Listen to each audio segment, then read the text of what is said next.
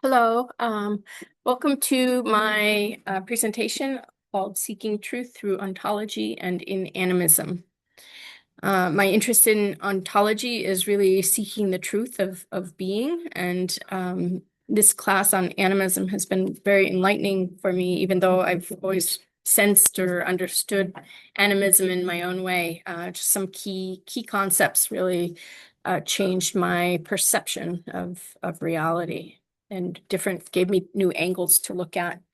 So animism is based in this concept of personhood of all things. So all things see themselves as persons.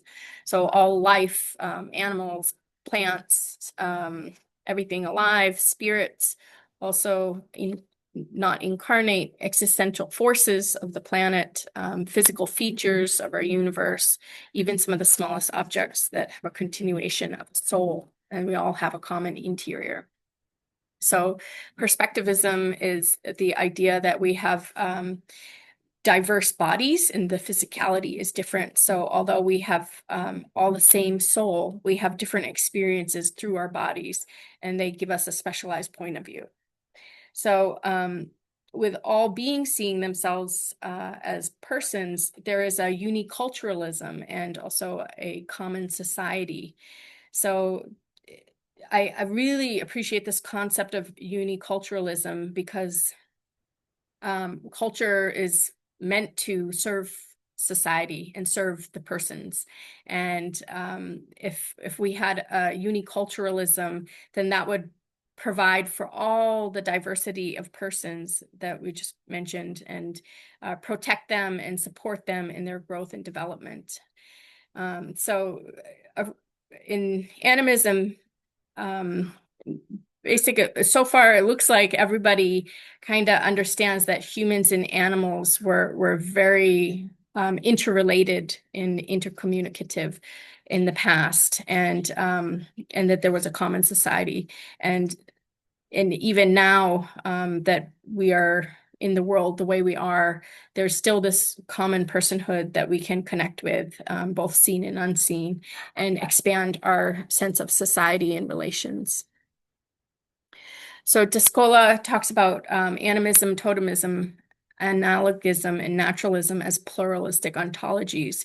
And I really appreciate all these different methods of thinking or ways to see things, and that they can all coexist. And we have common natures and uniquenesses in all these different directions. So, animism really looks at the commonness of our interior, but then there's also in naturalism a commonism of our physicality. And then in totemism, we have this uniqueness of our physicality, and we have these lines with it across the earth of larger senses of being, and each human is unique in their connection to larger things.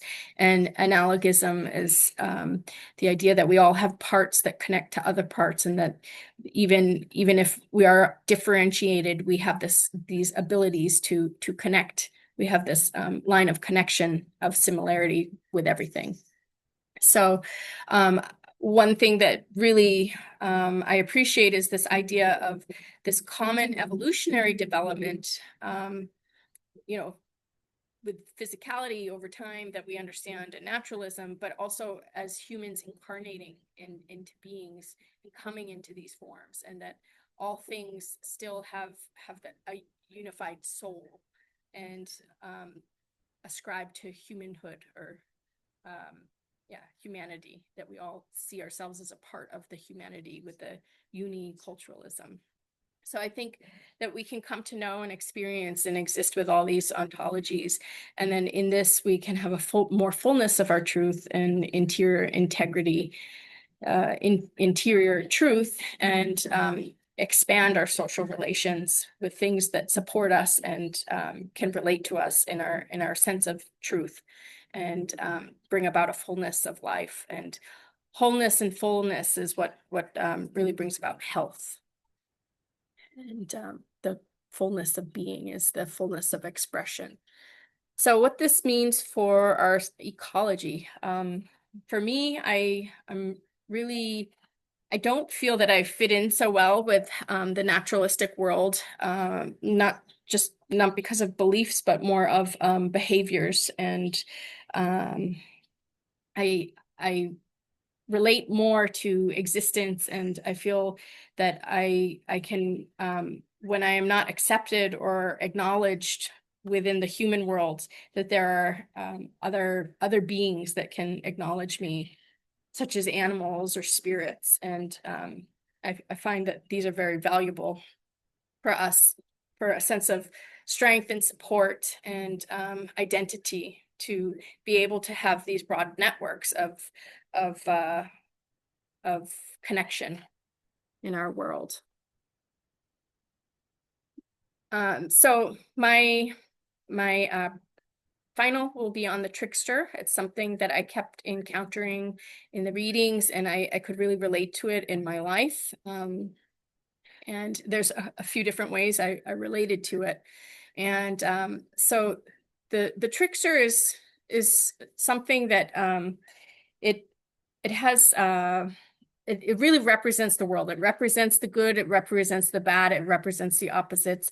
I have the devil here because it represents, a something that is like a god, a creator god, and that created this world. And it's closer to us than, the supreme God. So it's something that came here and has this ability to, it's actually undeveloped in moral, physical, and temporal form. So it keeps changing. It's not a stable form. It's always in flux, and it's hard to see sometimes. It can be ambiguous.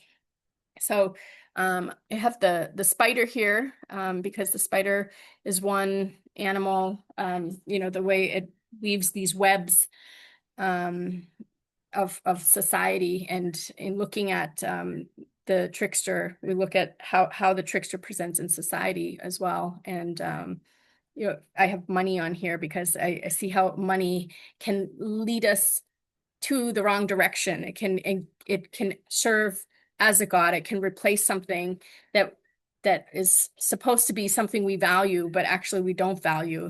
We use money, and we might not like the government, but we feed the government. And so it's this trickster energy. And also in society and in culture, there's a lot of formations that come into being, and we kind of go along with it and give our power over to it. And so I see this as, also, it's not a completed form, it's undeveloped and it's changing. I have the coyote on here. The coyote is pretty common. There's a lot of understanding that the trickster plays through rationality. So it works through rationality. It plays its tricks through rationality and tricking the rationality. So I feel that the coyote is a very rational animal. We have the mantis, which is the sand bushman trickster. And I think that's kind of interesting because it looks like it's preying, but they're kind of vicious animals, and they really can attack you. And then they kill their mate. I don't know. But anyway, they're just kind of like, they embody all those opposites, and they do look very humanoid. And then I have this is a Ted Bundy. He's a famous sociopathic serial killer. And I often work with, I don't know, sociopaths and psychopaths. They love me. They're very attracted to me. They come right up to me, and then they play their tricks, and I can kind of see through that. And because I watch the trickster, and I'm looking at the trickster, and then it's interesting because I see that they're playing games, or I watch that tricksterology, and then I kind of mimic it a little bit, and then go straight to the person inside, and then I make a statement, and it's like the final trick. So the thing is when you trick the trickster, you take your power back, and we all have the ability to be the trickster. But as humans, as persons, if we're the trickster as persons, like in truth, in our rightful way of creation, in a stable form that is authentic and authentically relating, then we can keep our power and have our own creation and bring things into a more stable form. So I also see this with society and these webs, that if we can identify them and be aware of them, that they have less power over us, and we can start to embodying ways to work around these systems and do things another way. So I'm focusing on the San animism, or Sanimism, with the Bushmen, the San Bushmen. And I feel that their ontology is very important and special because it really connects to our modern world. As you know, the African race, they were where all of this started. This is very close to the creation of this world and this modern world. So we have the first creation that was very in flux, and it was undeveloped, and it was always changing, and it was morally, physically, and temporally in flux. And the Theraanthropes, they were the humans at the time, and they had all these animal abilities and transforming in different animals, and they went into the animal world. And humans now in this world were the animals of the last world, and that animals were very interconnected with each other. So in the last world, we were animals very interconnected with each other, and now we're humans. However, the Theraanthropes, who were the humans of the last world, and the first citizen was the Trickster, and this is the one that began creating this world for us to be in now. And if we understand we do have the powers of the Trickster within us, and if we can use those, we can create our own world this time, and bring it into a stable form and more permeable. So we have this creative magician, both good and bad, within us, and it's really up to us what we want to create. And so this human tricksterology, hunters in rituals and healing, even though the trickster is attracted to it, the trickster is not in charge of it, and the people themselves are invoking the same qualities that the trickster has. So the humans become empowered with their own trickster nature through these liminal spaces of hunting, rituals, and healing. So I just, in the broader picture of things, looking at African cosmology, or the San cosmology specifically in historic human evolution, I feel that they have an important picture that can be connected to other pictures and larger pictures, and they have these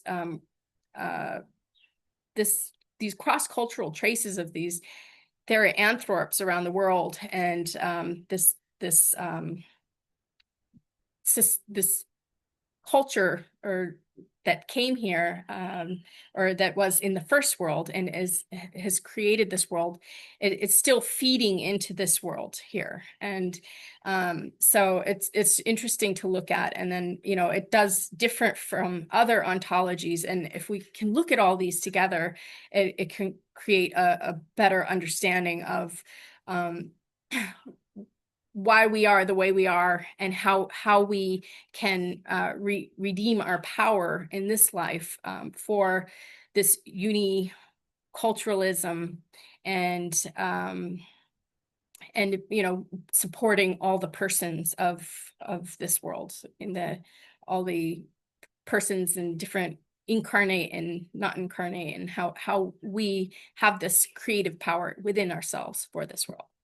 So thank you so much for joining me. I do have my references here, and sorry if it's longer. I've been trying to get through this, but thank you so much. It was a wonderful semester. Okay.